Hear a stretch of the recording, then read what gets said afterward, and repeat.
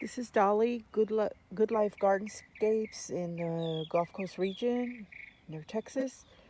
I just wanted to do an update video. These are the onions I had gotten in the mail, and I've already planted them all. Each bed has one specific color. So these I think are the yellow, and these are the whites. And here in the middle is the price. Okay, if you notice, they have scapes. These are onions that started growing from my last year's crops, and now I had planted them, and I used the leaves. I use them as green onions even though they're regular onions, and if you'll notice, the scapes are starting to form, so they're giving a seed, and they're going to give me some seed, but they'll actually bulb in that process. That's the onion I will use before harvest time for my other onions. So these onions, I don't ever throw anything away that I know has life, basically. And so these onions are, some of them will scape and some of them will not. It just depends what the onion wants to do. But if you'll notice, they're doing flower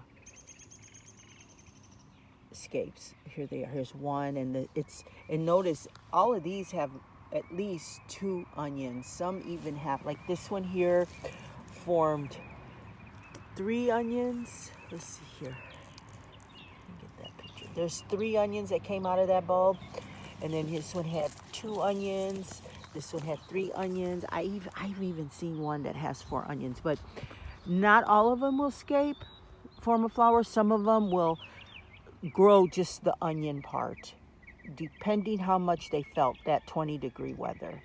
I did cover them up, but the ones, everything's different. Some is slightly more cold hardy than other things. So the ones forming the scapes, which it looks like it's mostly the red onion. Here's the red onion, it's got the scape. It will still give me a bulb, and I'll only keep a couple of the flowers. I won't let them all go, because I'll keep the seed and use it as green onion seed. So if you'll notice, like, they're beautiful, they're lush, they're growing. And this was my onion bed from last year. I kind of this whole section from here to here was my onion bed from last year. So here in the middle, I just started putting them in. I basically did that intentionally because I wanted to split the onions. If something goes wrong, it won't affect everything all at one time. But here we go.